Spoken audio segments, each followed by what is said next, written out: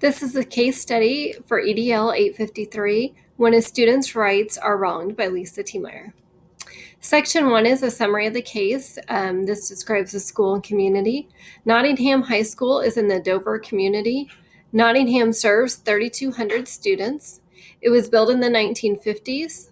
3/4 of the building currently is up to code in terms of state and federal standards required to accommodate individuals with disabilities, but 1/4 still is not. The reason it is not is because it's due to lack of funding. The community overall is very supportive. They come to sporting events and things like that. A summary of the case, the event that happened is Miguel Hernandez is a sophomore quarterback for the varsity football team, and he was injured at the football game. He was paralyzed from the waist down, leaving him in a wheelchair. After rehabilitation, Mr. and Mrs. Hernandez requested a meeting with the high school counselor, Mrs. Guzman, to discuss Miguel's return to school. During this meeting, the parents told Mrs. Guzman that Miguel would not need very many accommodations or modifications, but he would be in a wheelchair when he returned. Mrs. Guzman said that would be fine, that they would be ready for him as long as he had a doctor's release. After 2 weeks, he did come back to school with a doctor's release, and he was welcomed by an assembly held in his honor. While he was in his first period class, Mrs. Guzman called him out and told him that she would be switching his biology class to a different science class because biology class was not wheelchair accessible. The new science class did meet graduation requirements. Miguel went home and he told his mother about this, and she called the school very upset and requested to meet with me, the principal, immediately. Miguel's mother wanted to know why the schedule was changed without her knowledge. Miguel needed biology because it's required course for the university he wanted to attend. During the meeting with his mother, Miguel's father and Howard Carey, Miguel's attorney, joins the meeting. During the meeting, Mr. Carey wants to know if I'm familiar with Section 504 of the Rehabilitation Act of 1973 and FAPE. Section 2, legal and ethical issues. Miguel and his family are being harmed by the decisions of others. Number 1, the school is not providing FAPE, free and appropriate public education. The Individuals with Disability Education Act says that each child who has a disability and needs special education and related services will receive a free and appropriate public education. Miguel is being discriminated against and not allowed to continue in his previously enrolled biology class. Instead of letting Miguel continue in biology, his class was changed because the room was not wheelchair accessible. The school did not advocate for equal access to educational resources, technologies, and opportunities that support the educational success and well-being of each student. The school currently is not following a Section 504. This prohibits discrimination against people with disabilities and programs that receive federal financial assistance. Miguel is being discriminated against because the room is not up to code. It is violating a civil rights statute and requires the needs of students with disabilities to be met as adequately as the needs of non-disabled. The Americans with Disability Act prohibits discrimination against people with disabilities and guarantees equal opportunities for individuals with disabilities in employment, transportation, public accommodations, state and local government services, and telecommunications.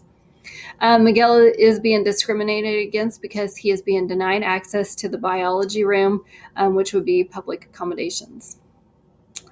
Synthesis of the event. Due to Nottingham High School not being up to code in terms of state and federal standards required to accommodate individuals with disability, which is Section 504, ADA, and FAPE, Miguel's basic rights as a human are not being met. To synthesize the facts for Section 3, the people. What do we know? We know Miguel has been paralyzed from the waist down. Miguel's parents had a pre-meeting with Mrs. Guzman to discuss Miguel's current condition 2 weeks prior to him starting back to school. The counselor accommodated the school when changing Miguel's schedule, not Miguel. Mr. and Mrs. Hernandez were upset about the change and about not being notified of it. Mrs. Guzman met with Miguel without the principal. Dr. Harvey, the superintendent, is very supportive of the school and community. Miguel's parents called a meeting with the principal with me, and they brought in an attorney. What do we need to know? Well, did Mrs. Guzman discuss the schedule change with me prior to discussing it with Miguel? Are there other students that have been denied opportunities as well that we just don't know about? What are the thoughts and feelings of the biology teacher for them having to maybe move classrooms or Miguel being transferred out of their class? What are the thoughts and feelings of the other staff? Is Dr. Harvey aware of the situation? And if he is, what is his stance on it? Are Miguel's peers supportive of the new situation with Miguel returning? Is Mr. Carey and Miguel's parents willing to sit down with myself and other key stakeholders to develop a solution before it goes any further? Synthesize the facts, which is the place. So what do we know? We know Nottingham is located in Dover, and it's the central hub of Dover. It serves 3,200 students. It's the only high school. Nottingham is not up to code in terms of state and federal standards required to accommodate individuals with disabilities. Again, only 3/4 of it is. The biology class has not been renovated due to lack of funds. And they do have a supportive community, though. What do we need to know? We need to know, are there enough funds to make the rest of the school accessible to all? If not, can they be raised? Are there some sort of grants that we can apply for? Is there another classroom that is wheelchair accessible that the biology class can utilize, whether it's an open class or if it's one that maybe teachers are going to have to switch classrooms?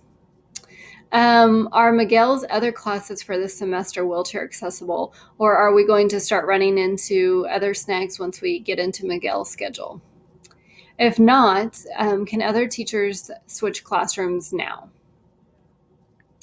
Synthesize the facts of the program. So what do we know? We know Nottingham is a public high school with excellent programs. The biology class is not accessible to Miguel. Miguel was given a different science class to meet graduation requirements, but it does not meet his college requirements. What do we need to know? Did I know as the principal the schedule change was going to take place prior to it actually taking place? Does Miguel have a 504 plan, or has it even been discussed? How is the school going to accommodate and meet his needs?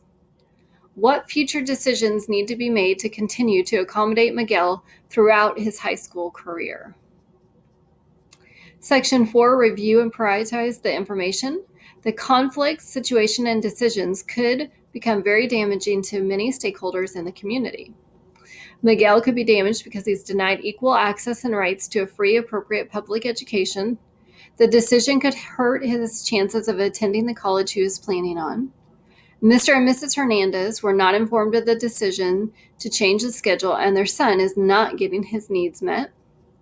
Myself, it could cause a lawsuit. It could cause me to write a 504. A biology teacher may have to change classrooms, make modifications and accommodations. The same as other staff members may have to switch classrooms and make modifications and accommodations. Mrs. Guzman, her reputation may be tarnished for her changing Miguel's schedule without thinking about the consequences that may follow.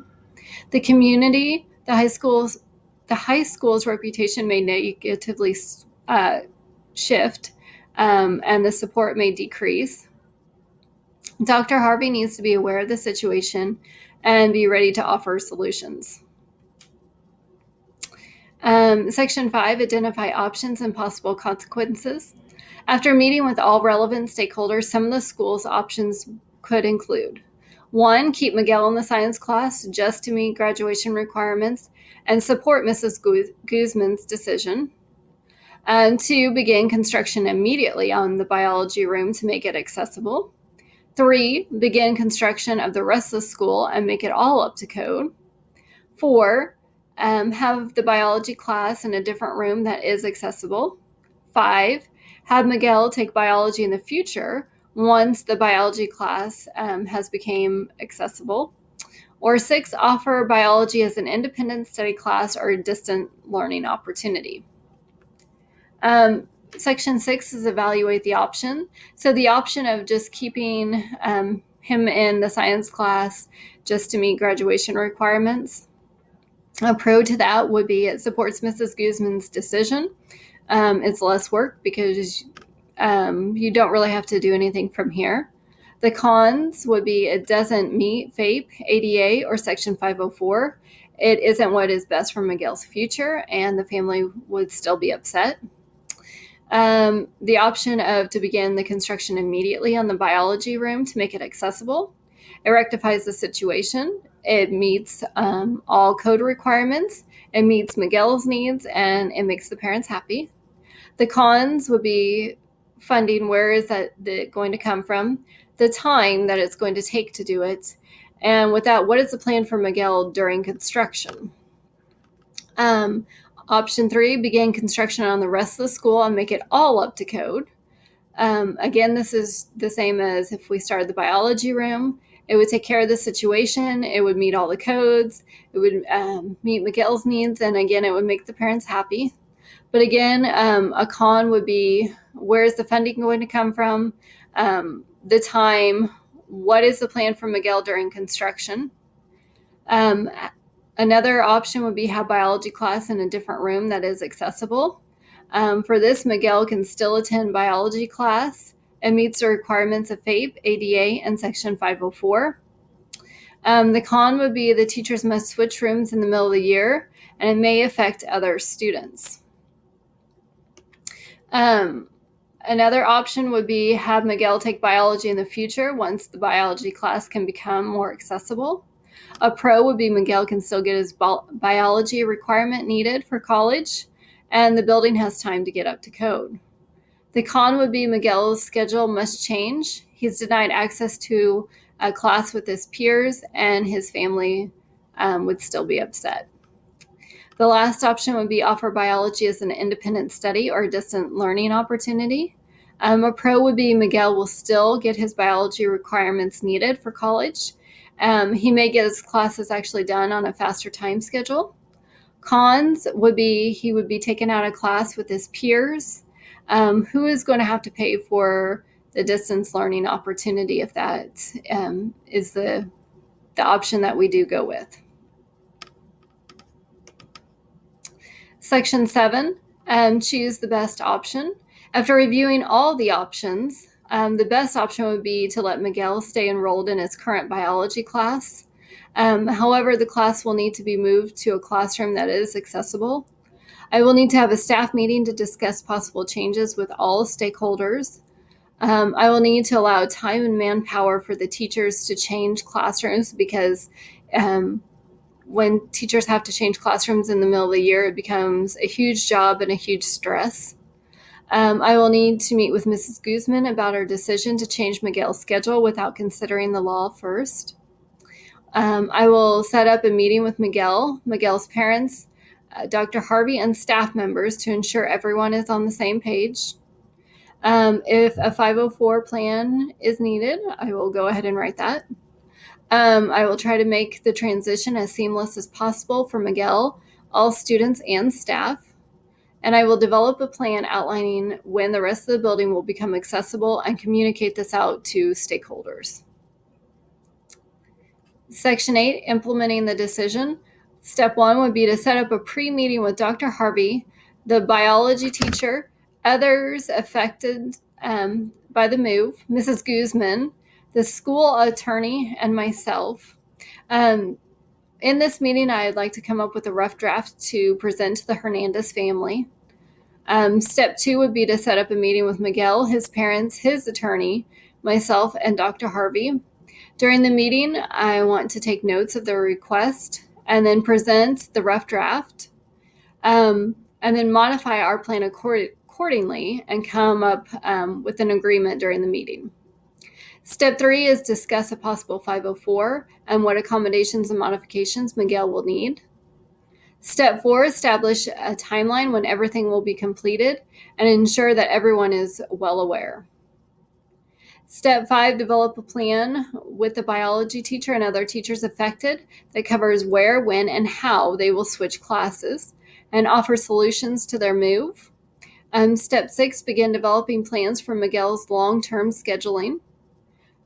Step 7, speak with key stakeholders to ensure funds are in place. And then step 8, communicate plans for reconstruction of the high school to ensure the rest of the building is up to code, and then communicate this out to the school and to the rest of the community. Section 9, this is a standard that I use, and the components of the standard are reflected throughout this presentation and are highlighted in yellow. Thank you for watching.